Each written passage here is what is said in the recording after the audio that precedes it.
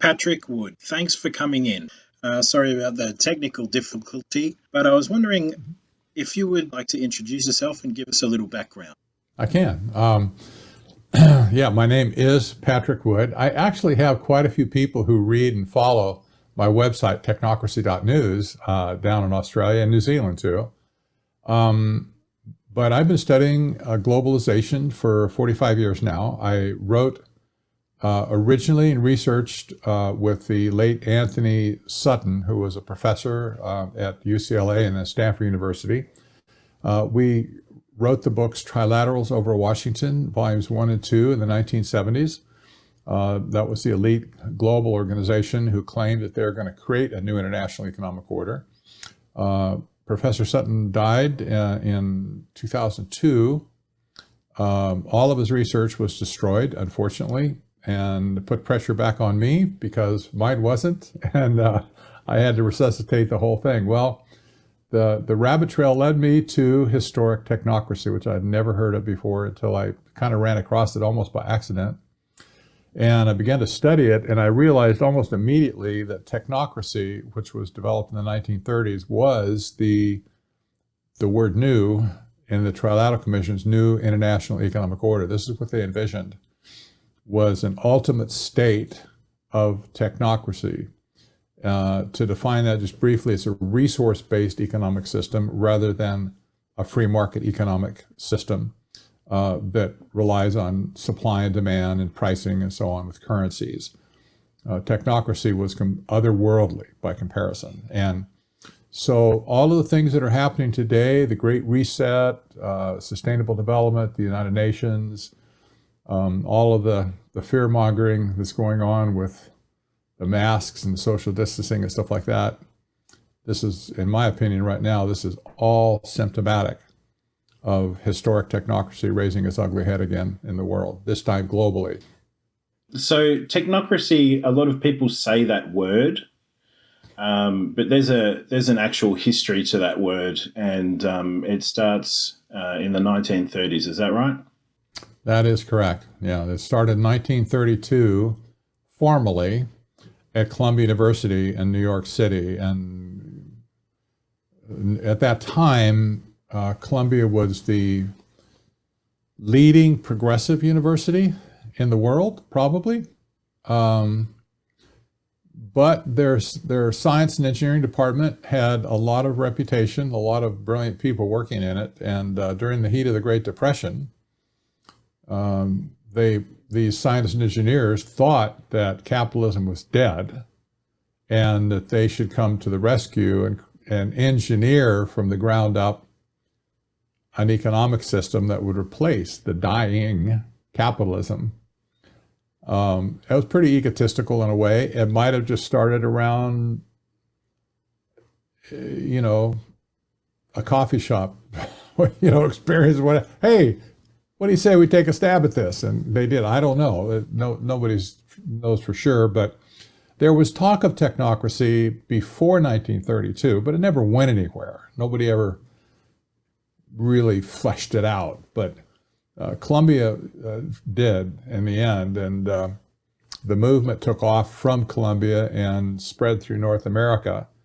And I might add, without any institutional support. They had no money coming in from the Carnegies or the Rockefellers or anybody else, MacArthur's, nothing like that. They basically were on their own. So it was an ideology whose time hadn't quite come yet. But by the time World War II hit and the economy was recovering, it was clear that capitalism was not dead. And the people that were following technocracy figured, that ain't ever going to happen. And so they went back to the old way of thinking, and free market economics lived on for another several decades until now. So around the 1930s, that was when it was sort of maybe a fad or a popular theoretical movement, but something happened and it got serious again. Is that yeah? Is that true? It did. There were some potholes along the way for the movement.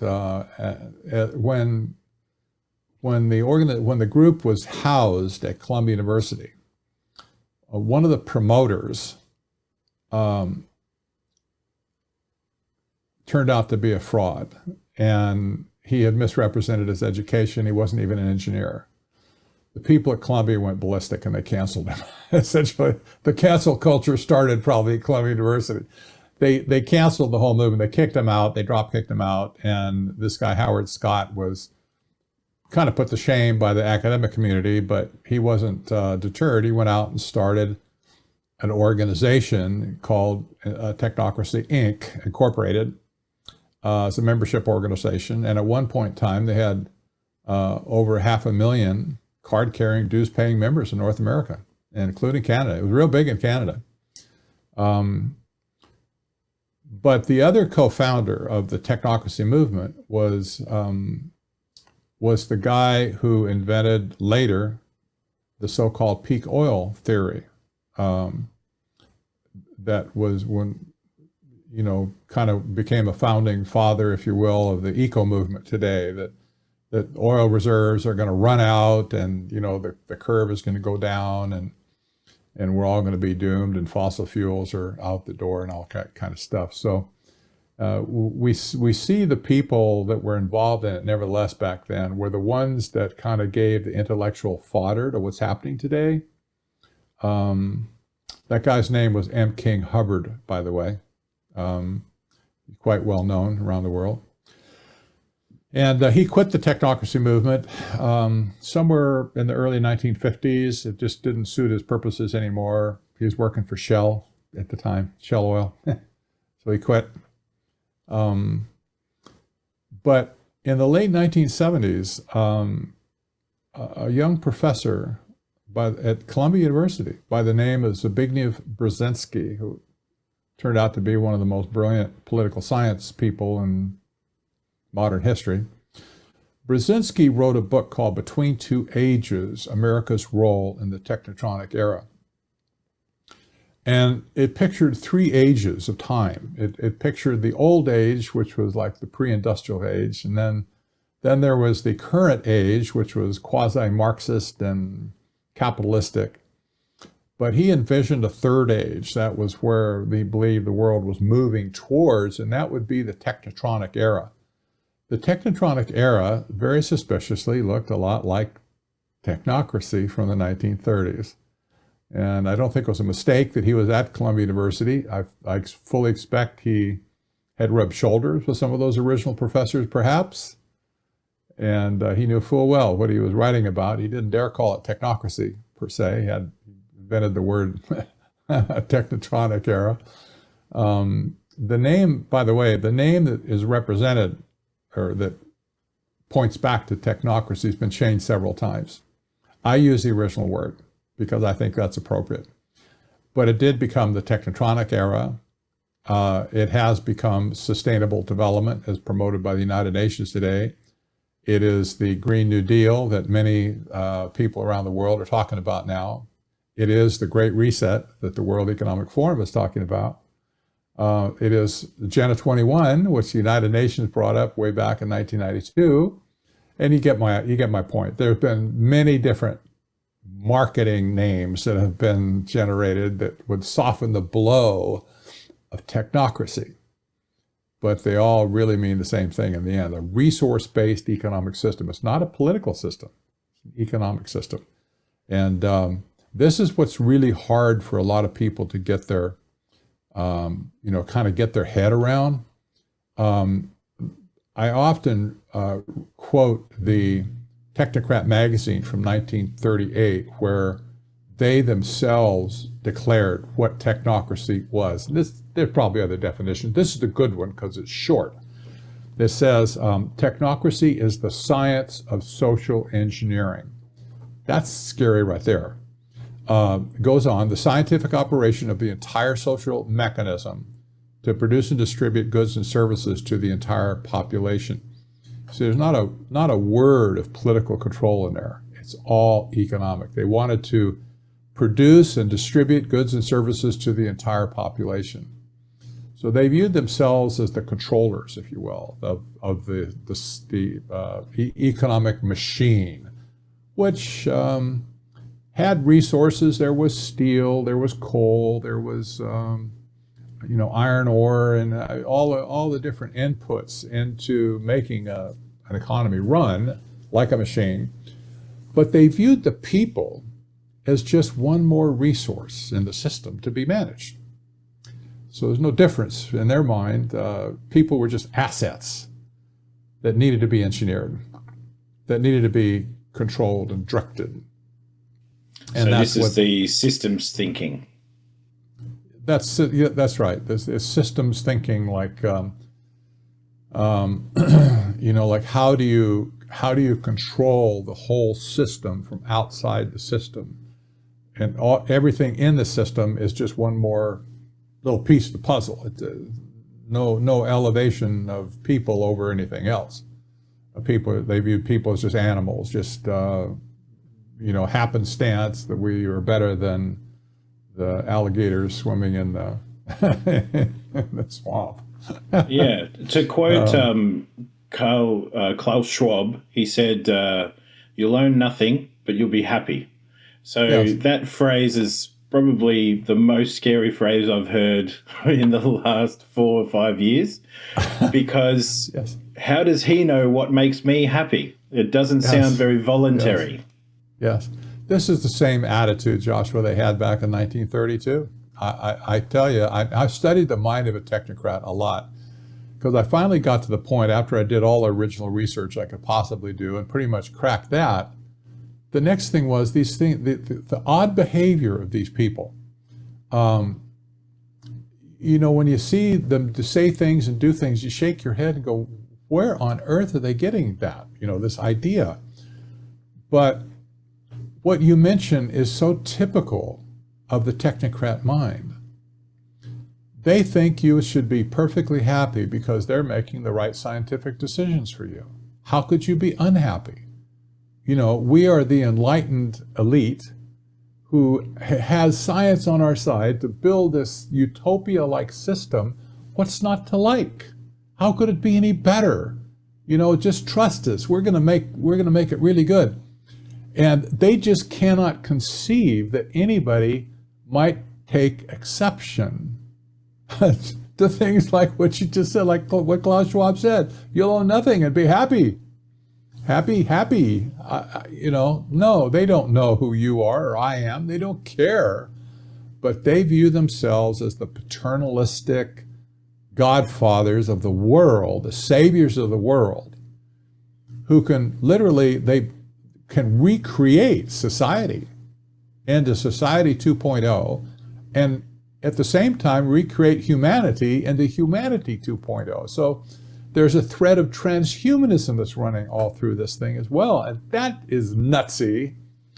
But I'll hasten to say that transhumanism and technocracy are like Siamese twins joined at the hip. They're identical in mindset and nature, except for this. Technocracy is to the reformation of society, as transhumanism is to the reformation of humanity. The people, in other words, the people that live in that society. If that makes sense, I hope. Yeah, no, it does. So technocracy, you say in your book, kind of had its grounding in scientism. Very much so. And so that is its religious position. Very much so, and I'm glad you bring that up in particular, because people have not recognized scientism for what it is. It was originally coined by a French philosopher by the name of Henri de Saint-Simon. Saint Simon. He was not a saint, by the way. That's his name. Saint-Simon. Heavens forbid he would be a saint. But he kind of coined the idea of scientism, and he was actually the father or the grandfather of all the social sciences we have today. His main disciple at the time, Auguste Comte, was actually the father of social social studies and social issues, social science. And what St. Simon said was, and this is a direct quote again, "A scientist, my dear friends, is a man who foresees," so they can tell the future. "It is because science provides the means to predict that it is useful, and the scientists are superior to all other men." That's frightening. That's narcissism to the nth degree. I mean, that's the start of the thread of the phrase, "You'll own nothing and be happy," because we know better. That's right. We know better. We can predict the future. You know, we're the gods. And actually, he didn't say they were gods, but he said that he wanted to promote science to godhood. And he claimed that the scientists and engineers would be the priesthood to that God.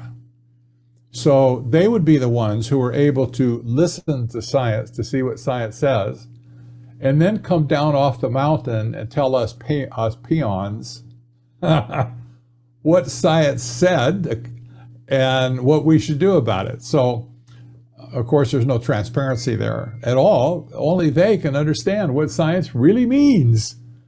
And they will tell us. That's interesting, because in Victoria, in Australia, we had some pretty harsh lockdowns over the COVID pandemic. Yes, you did. And our premier, our government, said that they were following science, but they never released any evidence. They just said, "We're following the science, we're following the science." Yeah. And you hear that phrase so often, and people don't realize it's a logical fallacy, because science isn't anything. There are scientists, and not one scientist, you know, the myth of a scientific consensus. Right. You know what I mean? And we hear this language all the time, but I think it goes over most people's heads. We have the same thing going on here, exactly the same with our big health guy here, Dr. Anthony Fauci. The guy's a loose cannon. He's just a spring brain as far as I'm concerned, but he has the white coat with the pocket protectors, and he listens to the science. You can tell.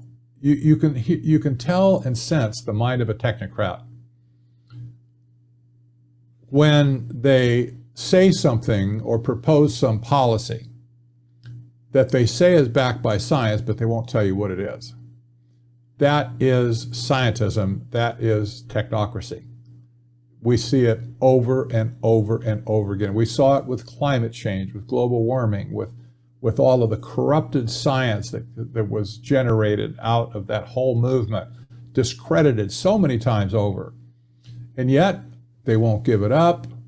They keep spouting the same story over and over and over again with no regard for the truth, no regard for true critical analysis of science, no dissenting opinions allowed. Anybody that, no matter how prestigious, it would dare come up with a counter narrative to theirs will be canceled and shunned and driven out of academia, basically. And many people have. So science, according to these people, is not the science that you and I might appreciate, that is repeatable, demonstratable, scientific phenomena. To these people, science has more of a flavor of social engineering than it does real science that should be called real science. And it's not science at all. It almost does it injustice even to call it pseudoscience. It is, but that's not harsh enough. You want to call it crap science, it's just terrible, and it's horrible science. It's not science at all. There's a person in Australia's history called Macfarlane Burnet, who was a famous virologist, and he won the Nobel Prize for biology or medical science. Anyway, I read his book. He strikes me as either a technocrat or a pseudo-technocrat, in the sense that he identified 4 key global issues that he thought the intelligentsia needed to address. One of them was global war. Another one was global ecological disasters, overpopulation, and resource scarcity. And so those things seem to recur as themes, no matter who you're reading, no matter at what decade you're reading. I mean, global ecological disaster has morphed into anthropogenic global climate change. You just see these threads throughout the literature, and this is literature that is usually from an academic. But I noticed about the science that it was like a prognostication. They have this graph and they draw a line reaching out into the future to show that everything is really bad and we all need to panic right now. And you see this with climate change, how you're not allowed to not be scared, you know. And also with COVID, you try and look for like the disease process online. You try and look for the, maybe gram stain photos of the disease or something like that, some sort of scientific evidence. It's a black hole out there. Yes, no evidence whatsoever. Yeah, you're absolutely right. And I would hasten to add that all of the people, especially in academia, that were chasing after climate alarmism, they all jumped ship at the same time to jump on the virus narrative. They created a brand new narrative, used the same crap science computer models, the same draconian policies, like we need to act now. It's like Greta Thunberg when she stamped her feet at the United Nations, I want you to act like your house is on fire. And we know what everybody yawned at Greta Thunberg, and that was the end of the climate right there. They knew they weren't going to get any further. If Greta couldn't do it, they ain't nobody going to do it. So they needed another train track to jump onto. And fortunately for them, I guess you could say in a way, they were looking for dead bodies, and climate change never produced one. They said, well, polar bears are dying, but then they found out polar bears are doing fine, better than ever, as a matter of fact. So they needed dead bodies, and there was plenty of dead bodies to talk about with COVID. Whether they really died from COVID is immaterial. That's another part of the science is cracked too. But this was a perfect setup for them. So they all jumped ship to create the Great Panic of 2020. And it was just incredibly successful from their point of view. It was very successful. From our point of view, it's been an unleashing of untold tyranny that is just hard to even comprehend, that the world could fall so far, so fast into tyranny. And now I know you're down under and I'm up over, I don't know, whatever, we're in different continents and hemispheres. But it's important to see how this is a global phenomena at this point. It's not local to the United States or Australia or any other country, Europe. It's a global phenomena. This is another telltale sign to me that this is the technocracy coup d'etat, if you will, on the whole planet. Because what other group has the power to shut down the entire global economic system? There's no party in Australia that has that power, I'm sure. There's no, not Democrats or Republicans in the United States. It's not EU, whoever, bureaucrats, they can't do this.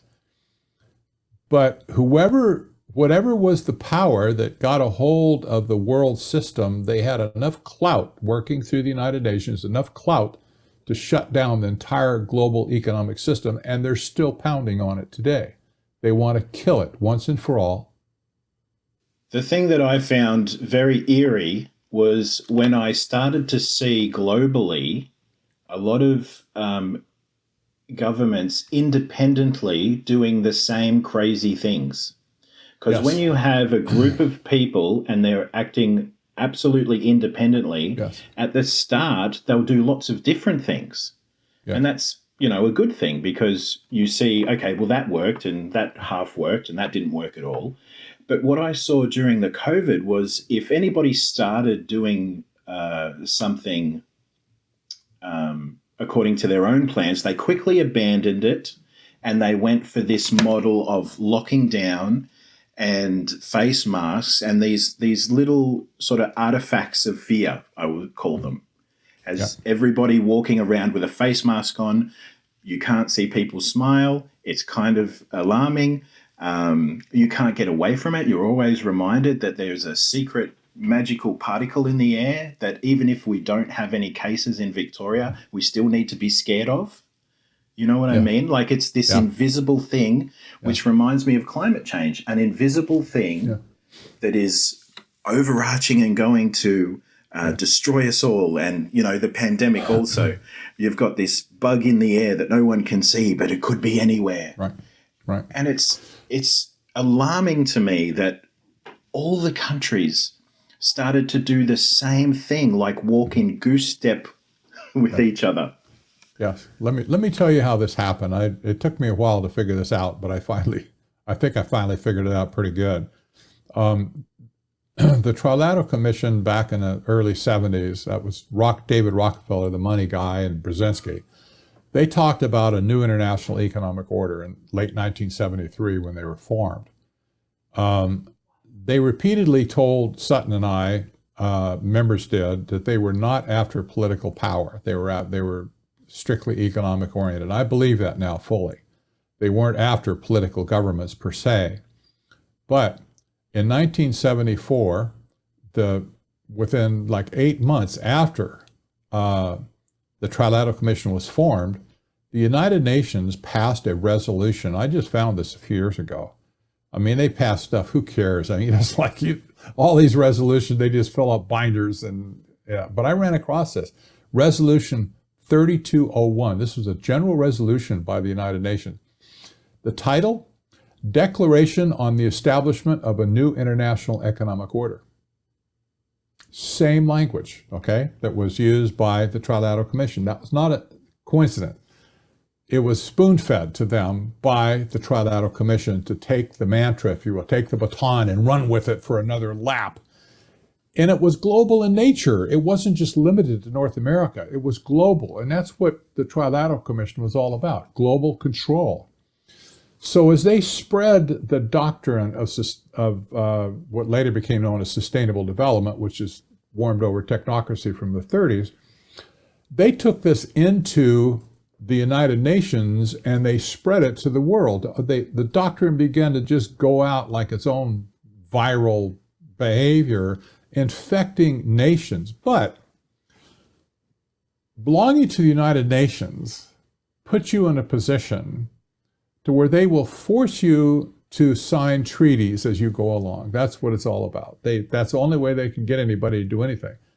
They will present treaties for nations to sign that effectively makes that treaty, the language of that treaty, become part of national law, right? And this has happened for decades and decades, mostly inconsequential, but this one's serious. What happened with COVID, and remember, there's only been one solution offered to either COVID or global warming, climate change, whatever, and it's always sustainable development. There is never a plan B. There is never any discussion, well, could we do something with free market economics to help this out? No, never. It's always one solution, sustainable development. That's the direction they want to go. So here's what happened with COVID. The World Health Organization had been busy for 20 years before that, going from nation to nation, signing them up to the treaty agreement that they had to do what the World Health Organization told them to do if there was a global pandemic. Period. They set themselves up over a period of years to be the controller of the narrative of what would happen if a global pandemic hit. Now, they have tried historically to create a global pandemic, and they failed. This one stuck. I think mostly because academia got on board with it immediately after it started. That was all the academics that got everybody stirred up over global warming. And they pushed these studies out, these crack computer models out left and right, scared the pants off everybody. And the United Nations had, I kind of view it as a master power switch, it's a big skyscraper, where they went chunk, and they pulled the switch on all of these treaties that had been signed in the world. And they said, here's what you must do. And even if there was a nation that resisted, and there was Denmark, there was Sweden that resisted this thing, they said, even if you don't want to do it, you must, because you are bound by treaty, you are bound by law to do it. Most of the countries of the world said, they rolled over and they go, oh my gosh, we're turning it all over to you. Save us, big brother. Bail us out of this. And that's where all these policies came. All of a sudden, it's like an email went out or a memo went out from the UN, which is the World Health Organization, agency of the UN. It's like a master document went out and said, here are the 10 things we're going to do right now. And you all must do it because you owe it to us. You signed the agreement. You go back on your word on this. We're going to get you real big, whatever. We're going to yank your chain. And so I'm sure there's a lot of bullying went on and whatever, but all the nations towed the line. So you saw it show up in Australia at the same time we saw it show up in the United States, and the same time that Europe saw it, and Ireland saw it, Great Britain saw it, Canada saw it, and Uganda saw it, and Malaysia saw it. They all got the memo at the same time. This is what you must do. And everybody was just in shock that, oh, that's what we have to do? But nobody saw it as a global issue at that point because they were all micro-focused, on their own problems. But now we look at it, I look at it now today, and I see this, how this whole thing just all of a sudden, they sprung the trap on the whole world through the United Nations and through the mechanism of treaty enforcement. So it doesn't really matter if you're Republican or Democrat, or in Australia, if you're Liberal or Labor.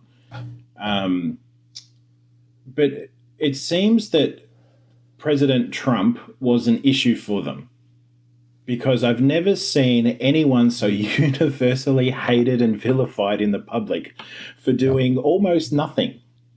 It was his existence that got them, not anything that he'd done. What sort of threat did he represent to the technocracy? Yeah, this is a great question too. The only threat that the technocracy movement has in the world that can possibly derail their plans is the so-called populist movement. There is no party called the Populist Party, to my knowledge. There might be in some other countries, certainly it's not here. But that phrase, that word has become representative of a group of people who really are kind of more independent-minded. They're not necessarily Republicans or Democrats. They're not, maybe independent, but they're just kind of free thinkers. They say, hey, we're people out here. Could you take care of us for a change? Could you do something for us and quit pandering to everybody else in the world that we hate and our enemies and stuff? And the populist movement grew around the world. I know Australia had for a time, a very robust populist group of people who were spouting off. Certainly France did, Germany did, Great Britain did, and some other countries in Europe had pretty large populist parties. You'll see in Europe, though, for instance, in the case of Brexit, which was originally a populist movement, that's where it started, it was completely taken over by technocrats, first by Theresa May as Prime Minister, and now by Boris Johnson, who are Class A1 technocrats who have run the thing into the ground, and they have crushed the populist movement in their country. They're gone. I mean, it's like what happened to the Nigel Farages of the world? They're just gone. He's over here in the United States stumping for President Trump. But in America, you still have a large contingent of populism as a philosophy and as a people group. They're not controllable by the Democrats. They're not controllable by the Republicans. So neither party got their hooks in this group. They can't tell it what to do, rank and file. These people are the only threat that technocracy has, and they must crush it if they're going to survive. Everybody else goes along with the program. The populists are the only ones that are saying, wait a minute, you guys are ripping us off. You're this is a con job. What you're doing we disagree with you. We don't want what you want.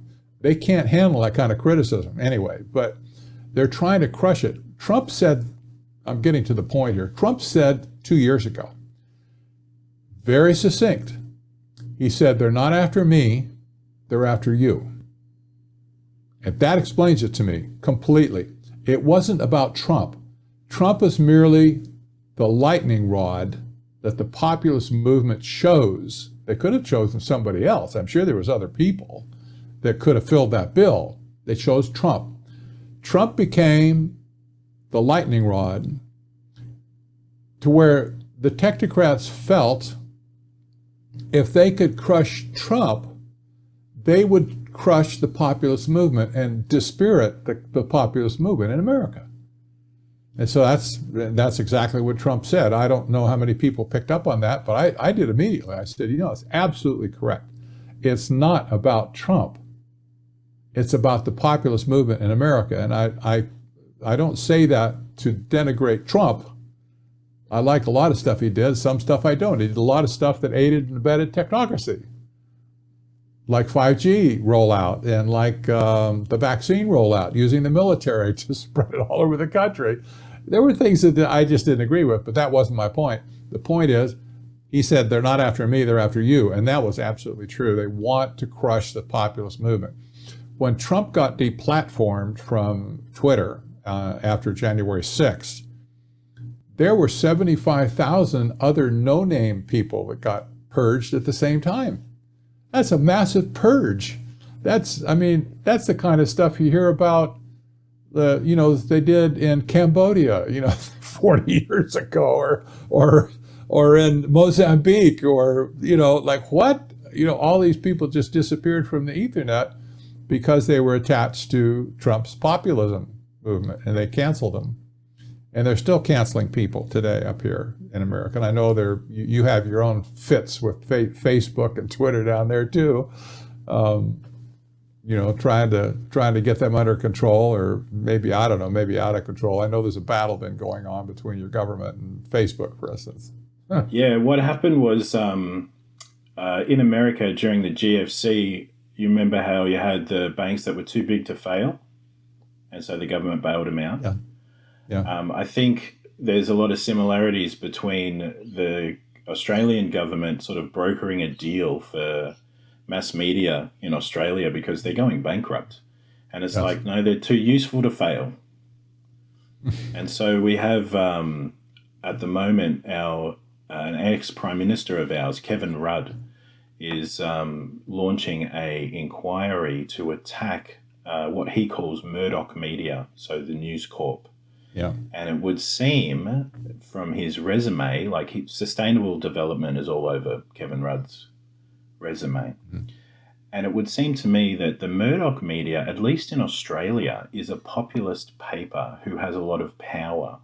They also have other things that they probably don't do so good.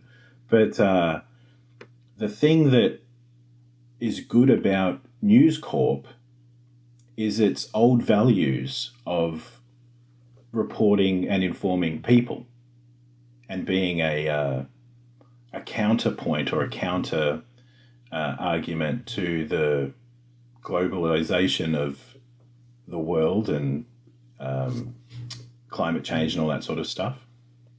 Our ex-Prime Minister, Kevin Rudd, we also have our Premier in Australia, Daniel Andrews. They have a very strong relationship with China. Now, I always thought China was a communist country, but in your book, you suggest that China is the perfect example of a technocracy. I think it Can you is. talk about that a little bit? I sure can. China was brought onto the world stage in 1976 by none other than Zbigniew Brzezinski. He was the national security advisor to President Clinton President Carter at the time, and that was during a time period when 1/3 of the U.S. membership of the Trilateral Commission was at the top levels of our government, including Carter and Mondale, vice president. They were both members. Brzezinski was the first appointee to be national security advisor. He's the gatekeeper to the president for virtually everything. At one point in time, every member of the cabinet except one was a member of the Trilateral Commission as well. It was almost a clean sweep. But it wasn't a governmental takeover, it was an economic takeover. They wanted control of the economic engine of the world because they felt that was the only way they could transform the world, is by capturing the economic giant in the world, that was the United States. So they did that very well. But when Chairman Deng came to the United States, China looked like North Korea looks today. It was a mess. It was the darkest continent on the planet. The economy was just disastrous. The people were pressed down. They were economically distraught. There was hunger, famine. I mean, it's just a horrible place. And Brzezinski, with a little help from Henry Kissinger originally, another founding member of the Trilateral Commission, Brzezinski is now credited as being the guy single-handedly who wined and dined Chairman Deng and brought China back into the global economic system. The next question would come up: did Brzezinski teach Deng about free market economics? No, he didn't. He taught them about technocracy. That was a technotronic era that he wrote about just 4 years earlier, or 6 years earlier. And Deng took that back to China. The companies that were associated with the Trilateral Commission at the time, like directors and chairmen of the board, that sort of thing, belonging to the Trilateral Commission, they made billions of dollars off that initial transaction with China. A good example is Bechtel Engineering, the largest private engineering company in the world. Caspar Weinberger, the president or the chairman, whatever, of Bechtel, was a member of the founding member of the Trilateral Commission. When it was still illegal to do business with China, and when I say illegal, they were our sworn enemy at one time. So it was, you can't aid and abet the enemy, go over there and do business with them. When it was still illegal to do business with China, Bechtel had completed 18 major infrastructure projects in China. They never were held to account for it. It's a private company, couldn't do anything about it. No AG over here ever took them to task. Well, what are you doing over there? Don't you know that's illegal to do that? They got away scot-free. But immediately they began to build the infrastructure in China to create a technocracy. By the time 2002 rolls around, Time Magazine, one of the founding members of the Trilateral Commission back in '73, the chairman was Hedley Donovan, editor-in-chief, but he was a member of the commission. Time Magazine carried a piece called "The Revenge of the Nerds," which had nothing to do with technocracy. I don't know why they call it that. But the article was all about how China had become a technocracy. And they talked about it in terms of 1932, just like we've been talking, the China, where it came from, Columbia University, and all that kind of stuff. It was very historically accurate, in my opinion, the way they expressed it. But China had become a technocracy. It is a socially engineered nation. I can't describe it any other way. They engineered the economy. They engineered the people, social credit scoring system, and they're trying to export their technocracy to any country that they can force it into. Australia has been a major target. I know you know that. Major target. So is New Zealand. But South America, yes, Canada as well. South America, they've gone into just about every country. They're having trouble in Brazil, but they got hooks there too. They've gone into Africa and they've exported their technocracy system into Africa. Mostly, often it comes through the economic control. They go in and they buy up companies, or they get contracts or whatever, and they begin to exercise their economic influence over the local people.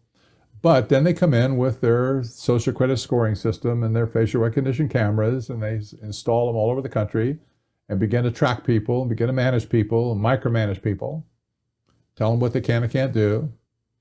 And this is creating a global system of scientific dictatorship, is what it's doing. China is the poster child for technocracy in the world today. That would be my ultimate message on China. They are the poster boy for technocracy, and it is flat out evil in nature. I'll say that too, without any apologies necessary. It is an evil system designed to break the spirit of man, to submit completely to the machine, to the algorithm, if you will. And we've never seen anything like this in the world before. It's not communism, and I don't believe it's communism at all. It's not Marxism. It's not socialism. Brzezinski was the architect of this, he was the observing architect of this whole thing back in the early 70s. Brzezinski himself said that Marxism and communism are stepping stones to get to the technotronic era. Meaning, as I look back at it, just what's going on now, meaning that Marxism and its other isms would be the great destroyers of civilization, only to burn it all down in order that technocracy can be risen out of the ashes like the mythical phoenix bird. And so now you have Klaus Schwab talking about the Great Reset, talking about, I like this one, build back better. You've probably heard that in Australia. We're going to build back better. Oh, wait a minute. This is another thing, like nobody's going to own anything, but you'll be happy. They're going to build back better. If your house burned down, and judging by some of the fires that you've had down there, is like a lot of people's houses have burned down. When you lose a house, you lose everything. All your important papers, your pictures. This is culture shock to the max. Very depressing. So let's say, after 6 months, your house is burned down, you've been crying, you've been maybe drinking too much, whatever, but you were sad, and now you're coming out of it. And now maybe you've got an insurance settlement where they paid off finally, you got money for the house you lost. And if you're married, you and your wife thinking, we can do this. We live through it. We're going to get through this. Let's build another house, or let's get another house, or whatever. And what you're going to say, the exact words, what you're going to say, this time we're going to build back better. Isn't that what you say? That's what people say. We're going to build back better this time. We're going to take disaster and turn it around and make it a good thing. We're going to build back. We're going to have a better house than we had before. We'll be happier than we were before. And who needs that old burned down house anyway? This is the attitude that the World Economic Forum has right now with Build Back Better. Let's just destroy everything, get it burned down to the ground, and then, lo and behold, our utopian system will be able to flourish and solve everybody's problems, and we'll have complete autonomy in controlling the world through our self-appointed technocrats. This is craziness. I didn't mean to get on my soapbox. This is really crazy stuff. Yeah, I mean, the thing about the burnt house, the analogy is a good one. But I think, you never want to miss the point, is that the house that they're burning down, the technocrats, is my bank account, my savings, my family history, my ability to go overseas on a holiday. They're talking about my life, And it's interesting, I see a lot of people talking about how democracy has failed. And I use the analogy, if you have a perfect law, but a corrupt law enforcer, Is it really the law that's so bad, or is it the people running it?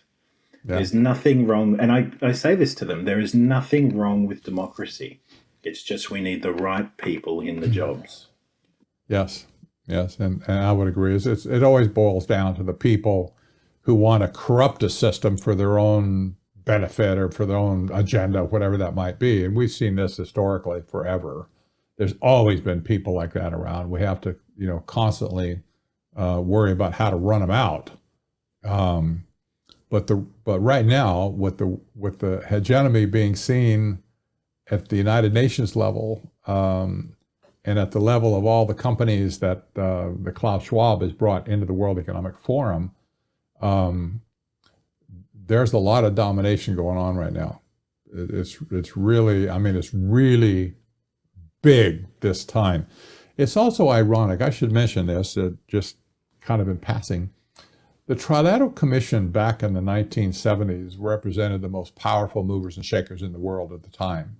North America, Japan, and Europe, political leaders, economic leaders, big mucky mucks, big lawyer firms, big media companies. They were the powers to be at that time. When the United Nations took over with their special resolution, the establishment of a new international economic order, the Trilateral Commission went like a submarine. They dived under the water and they kept going, but they didn't really take the spotlight. They didn't say, hey, look at us over here. They wanted to stay kind of in disguise so nobody would pay attention to them. And these people have operated, no matter what left or right government is in place in any given country, they never cared. They just went on about their business and they got their agenda done while everybody else was fighting up here over Democrats, Republicans, left, right, whatever the argument might have been. They were doing their own business out of sight, unseen. So they wanted to stay out of it. And if anybody brought that up, well, there's the Trilateral Commission or the Council on Foreign Relations, people, oh, that's a conspiracy theory. You can't prove that. That means nothing, that sort of thing. This was what we dealt with for 40 years, for Pete's sake. Oh, it's a conspiracy theory. Now at the end of this, especially with COVID coming out, I look at COVID as being the coup d'etat for technocracy, the global coup d'etat. I don't think it's done, but I think it started it. It was a shot heard around the world. We're going to see more in the future. But as they started this whole thing, all of a sudden, Klaus Schwab comes to the surface in the media, all of a sudden, with all of his mucky-muck buddies, the Siemens and the GEs and the IBMs, and I'm sure you got I'm thinking of the big mining company down there in Australia. They're all coming to the surface now, and they are back kind of framing the whole narrative, right? They've kind of taken it away from the United Nations now and said, you guys are still, we're good. We're with you. We're still members of you, and we're doing everything we can with you for the sustainable development goals, etc. But now the economic mucky mucks have come back into the limelight again to claim their prize. I don't know how else you can look at it. They've been working on this for 45 years, and now they're wanting to get the limelight back again. And that's exactly what the World Economic Forum is doing with Klaus Schwab at the helm. It's a frightfully disturbing organization, as you probably know. Yeah, I've seen some of their videos, and they talk about reconstructing the world around diversity and climate, or sort of almost earth worship.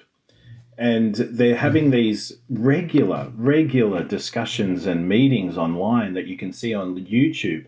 And if you just watch a number of them, you realize they're talking about you, and they're deciding what you're going to be doing. And so let's use that to move into a concept called the Fourth Industrial Revolution. Yeah. So this is the introduction of 5G and basically the automation of the world. Yes, that's exactly right. And, we, Sutton and I, back in the 70s, we understood that the Trilateral Commission was trying to grab resources. We knew that much back then.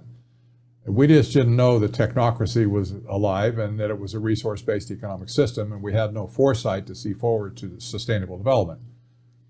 But in the simplest terms I can say, from day one, this has all been about resources. They want you to have none, and they want to have it all. They would take every conceivable resource in the world that comes from the land, all of the land, the timber, the farming, the agriculture, the oil, the mining, you name it. Anything comes out of the earth, they want it. They want all the resources in their control. And they don't want you to have any. That's why private property has been under attack for the last 25 years. And they want you to own nothing, but they're telling you you're going to be happy about it. This has been a con job to grab the resources of the world from right under our noses. And they have been so frightfully successful at doing it. And it's just inconceivable. In South America, for instance, the countries that they put into debt in the first place and buried them with interest payments and debt repayment, they came crawling back on their knees saying, help us, we're doomed, we're going to go bankrupt, we can't possibly sustain this debt load. The United Nations came back to many of these countries and they said, we have a deal for you. We'll tell you what we'll do. We'll swap debt for land. We'll forgive you the principal of your debt. You still have to pay the interest on it, but we'll forgive the principal. If you turn over X tracts of land, resource-rich land in your nation, for us to manage for you, and they called it heritage zones. They're all over the world.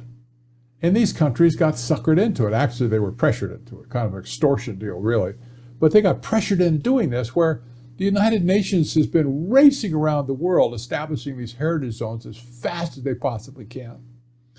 In America now, our federal government owns 320 some odd million acres of land. You go, what? Our Constitution doesn't provide for them to own any land outside of military bases and some shipping ports. But why does the government need to own all this land? I expect the same is probably true in Australia too. A lot of land is not owned by people, it's owned by the government. And the government is not the people anymore. It's a private entity. And all those resources the government owns, like in the United States, the roads are closed, iron gates are put up, do not go in, no leases are allowed, nobody can go in and do economic development on that. And they got the resources under their control, and it's not under our control anymore. It robs the nations of its economic potential because you need resources to be economically successful. This was the Rockefeller dream, even going back to the early 1900s with John D. and the oil business. He wanted everything. He wanted it all. It's hard to imagine somebody's mind is so twisted that he thinks he has to get all the wealth of the world in his own pocket. But the Rockefellers were that way. They are still that way. David Rockefeller certainly was that way. He wanted the resources of the world. And they've pretty much succeeded in doing that. And sustainable development is going to be the mechanism that manages that global trust of resources. That's what they want. So what's going to happen to us? I mean, when I hear about them talk about the fourth industrial revolution, I hear them talking about us staying home because working from home, no cars. I even saw an increasing talk about us eating processed bugs, for protein. Mm-hmm. There's a startup in Australia where they're converting maggots and bugs into protein bars, just like a movie, Snowpiercer, and other movies have used that. You said in your book that with 5G rollout that they could theoretically follow you all the way through your life, even knowing what products you own and all those other things, and moving to a cashless society. So maybe let's talk about that a little bit. So you talk about smart meters in your book, and you talk about cashless society as ways that they can know stuff about you personally. Can you talk a little bit about that? Absolutely. First, let's talk about energy, I think. Energy was the control mechanism for technocracy. They believed, and rightly so, that if it were possible to control the energy that was injected into the economic system, you'd control all economic output at the same time. If you want to shut down economic activity, shut off the energy, just turn off the lights, and they won't run the factories. This was part and parcel of the original technocrat dream, was to use energy to control everything in the economy. And they proposed having an energy script, as a matter of fact, where everybody would get a percentage or an allocation of energy script at the beginning of a period, like a month, and you could go out and buy goods and services based on how much energy it took to make those goods and services. So at the end of the month, if you had some left over, they expired, and if you ran out, you'd have to borrow from some, I don't know, get some somewhere else, or just go without, I guess. But that was going to be their financial system, was based on energy and energy control over energy. We see this today, big time. The war on carbon is just, it never stops, never stops. They want to control the carbon in the world. Why carbon? Because carbon represents energy. It's just, that's where all the energy is, and hydrocarbons, and oil, and natural gas, and shale, and coal. So controlling energy is a big deal to these people. What was the second part of your question? I got off on a track.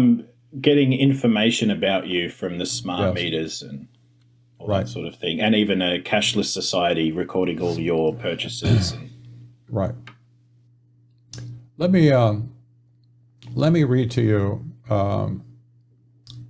the requirements, the first 5 out of 7 requirements that technocracy, the study course, technocracy study course, laid down in 1934, I think it was. There were 7, but the first 5 are just really, they really hit the nail on the head. Here's the first one. Register on a continuous 24-hour per day basis the total net conversion of energy. That's energy. Number 2, by means of the registration of the energy converted and consumed, make possible a balanced load. A balanced load. Balanced on your back, by the way, not balanced on their part, but the load will be balanced. Number 3, provide a continuous inventory of all production and consumption. Here you're getting into surveillance now. Continuous inventory, that's data, tracking data. Stuff gets made, shipped out, track it, wherever it goes. Number 4, provide a specific registration of the type, kind, etc. of all goods and services, where produced and where used. Okay, again, you can see the economic nature of this. They wanted to track everything. Where does it go? Who eats it up? Who uses it, etc. Now, number 5, catch this. Provide specific registration of the consumption of each individual. Plus, wait, there's more. Plus a record and description of the individual. Boom. That was the original call, was for total surveillance of everything. And this is what we have today. This is what China's doing. This is what's happening in the United States. I'm sure it's what's happening in Australia as well.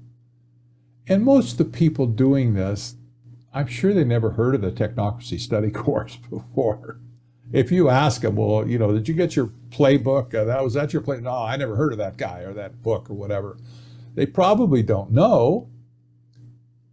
But when we look back at the historical record, it's just absolutely unmistakable what they're trying to do today, what they are doing today. So somebody at the top knows full well what's going on. They understand the game, how it's being played. Data is the new oil of the 21st century.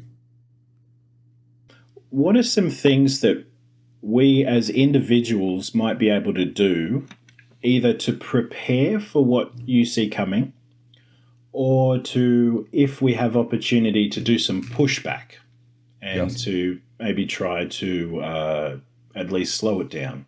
Yes. I know your legal system in Australia is different than ours. There's some similarities, but it's significantly different in how it's practiced anyway. One thing that's really important if you sit down and kind of imagine to yourself what role technocracy wants you to play in society, and it is a role. It's a false role, but it's a role. Okay, you figure out what role they want you to play. I don't care what you come up with.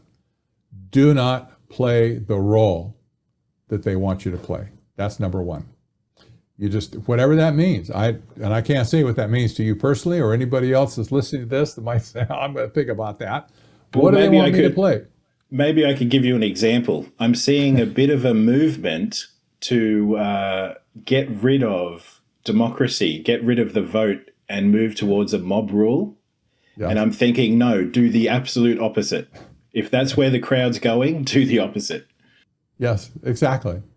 And how about face mask? They want you to play a role of wearing a face mask. Whenever you can not do it, don't do it. You know, if they force you, if they're going to arrest you and throw you in jail, well, you have a decision to make. But I'll tell you what, I'm getting to the point now where I'm thinking that maybe it's time to fill the jails with the political dissenters and give them such a headache, give them a case of legal constipation, where they have to deal with 400,000 or 500,000 people at the same time in court, all of whom are saying the same thing. You're breaking the law, Buster, and you got to stop it. If enough people would stand up and be willing to take the punch, it's probably going to come to that at some point. It's probably going to come to that. It's going to cost us all. Yeah. And I think, weighing up the cost and also the impact on the family or your family, yes. If some people have a young family. Yeah. It's very difficult. Starting to think about these things now, we're still probably a little bit too late, but better late than never. I know. I have told many people, if you cannot make up your mind on the face mask issue, what are you going to say when they show up at your door with a needle? Yep, that's what we're going through in Australia now. Yep. Yeah, 6 months ago or 9 months ago, everybody laughed at that thought. Oh, ha, ha, ha. They're not going to show up at my door with a needle. Guess what? They're showing up at our door with a needle now. They really are. You've got healthcare workers going up and down neighborhoods and stuff like, homeless camps and low-income neighborhoods and stuff all over America going around, giving people shots right there on the spot. Knock, knock, who's there? It's the government, and we're here to help you get healthy again. No.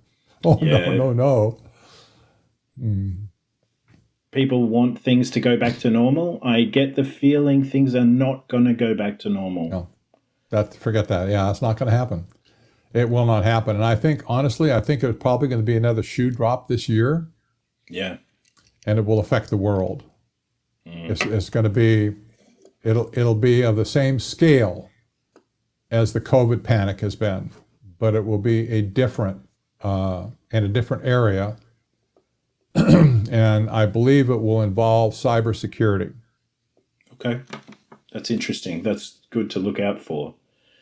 Something to watch for. But I just want to recommend to our audience that your book, Technocracy, The Hard Road to World Order, I'm working through it now. It's very dense.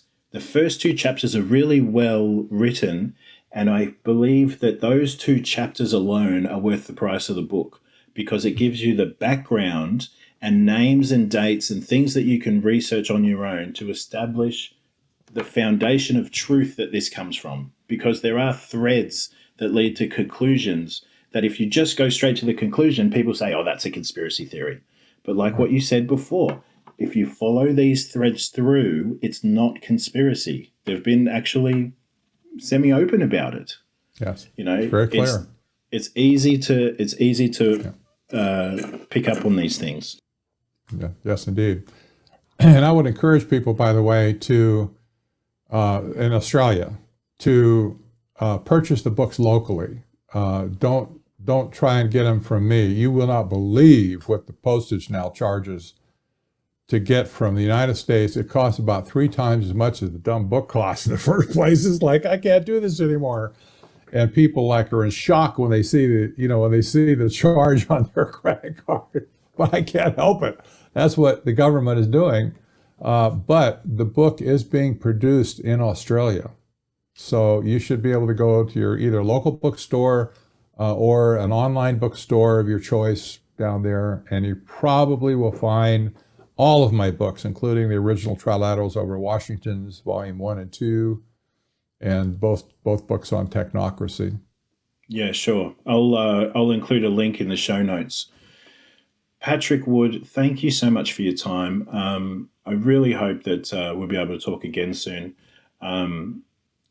For what it's worth, even though it's a scary future, I'm glad that we're now sort of able to come together and to understand what we need to do and what's happening, because we're going to need each other during this time, aren't we? Absolutely. I fully agree with that. I get emails from all over the world. You know, it's odd that on all the traffic that comes to technocracy.news now, I created this for America, really. I mean, I'm an American, right? I started doing this, figure I'm going to get this out to America.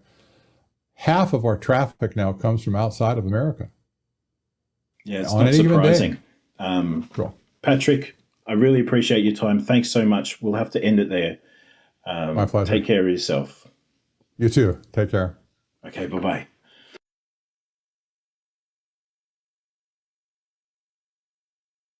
Yeah, I got to tell you an anecdotal story, just the mind of a technocrat. Yep. There was a party in Beijing. Now it would have been, I want to say 2018, maybe. Yeah. And it was all the mucky mucks and industrial mucky mucks. And one of the guys that was there was the chairman of Foxconn, Foxconn. They're the largest assembler of electronic devices in the world. They have hundreds of thousands of employees. They're huge.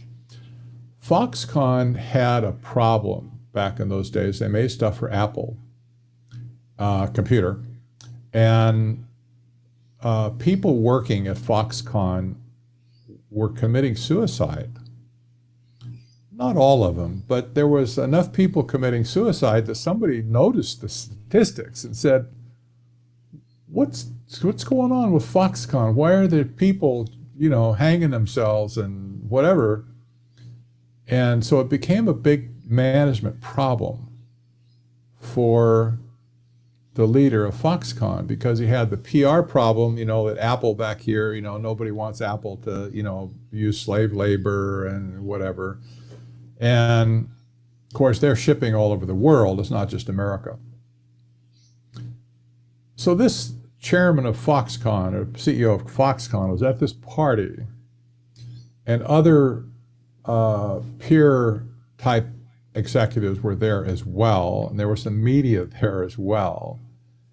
And this guy was overheard discussing his personnel problem with somebody else at Foxconn. He basically said, with all these people, it's like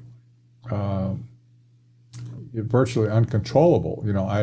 It's so hard to manage a population of people that you just can't imagine. So he's complaining about the problem. But then he had a solution, and this is what just struck me. This is a little footnote in the article that came out of this party. He said he's hired a consultant to help him with management of his personnel at the company to cut down on suicides, right? Well, that's good. Well, I got to, at least he's taking it seriously, and he's going to try and really help those people stop killing himself, right? You know who he hired? Who the consultant was? The head of the Beijing Zoo. Oh. You have to think about this. You just have to think about, why would he want the zookeeper, like the head guy there? It's a big zoo. Why would he want the zookeeper to advise him on his personnel problems? How to keep the animals happy. That's right. That's exactly right. This is scary stuff. This is, I mean, the mind of a technocrat is so inconceivable to the Western mind. It's just like, what? Yeah. How, you know, I mean,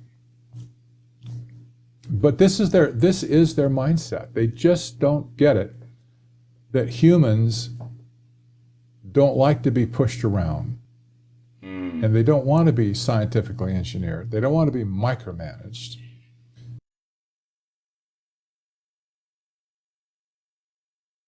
Because this is a guy that has been to Australia multiple times talking. Yep. Technocracy in America by Parag Khanna, Khanna. Yep. He's a professor at in Singapore. Mm-hmm. And he wrote this book. He's a technocrat. He wrote this book, Technocracy in America. He's Asian. Yeah. And he's been one of the big promoters of Belt and Road, among other things. Yeah. But he wrote this book in...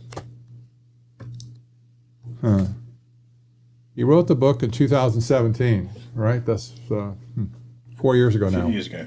And in it, he called for essentially the same thing. He called for a reformation. He says, you got to, well, first, democracy is broken. Of course, that's the first thing. Then he says, we need to send the Senate home, get rid of the Senate. And we need to have, instead of electing senators, we need to have every state needs to elect 2 governors and send 1 governor to Washington, and the other governor stays to be the home governor. Yeah. And the Supreme Court, we need to turn our Constitution over to the Supreme Court for modernization. Let them do it and just stay out of it otherwise.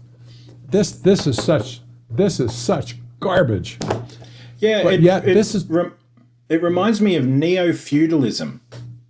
Exactly. You're exactly right.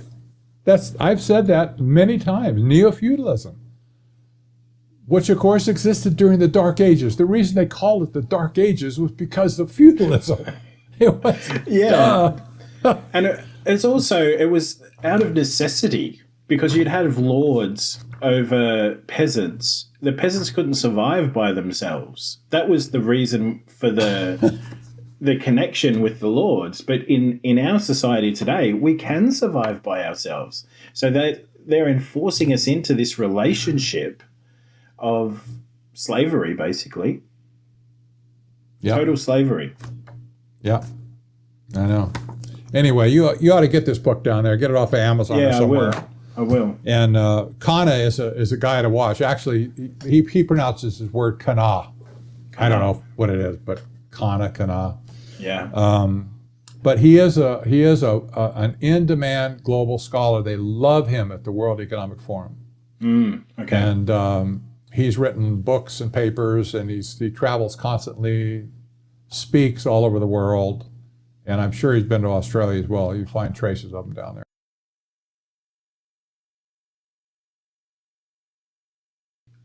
People are very much engaged with the idea that everything's about Marxism and, secular humanism and all that sort of stuff. But I'm getting from what I get from you and your book and all that sort of stuff is that, yes, those things are going on, but they're at a lower level. Yeah. We need a bigger horizon to see over the curvature. Yeah, exactly. Yeah. So anyway, well, good luck with it. I hope it does some good down there, and people get some education and stuff. So yeah, I'm sure it will. Let me know. I will, absolutely. All right. Well, you take care, Patrick. Thanks so much for your call. My pleasure. You too. Bye-bye.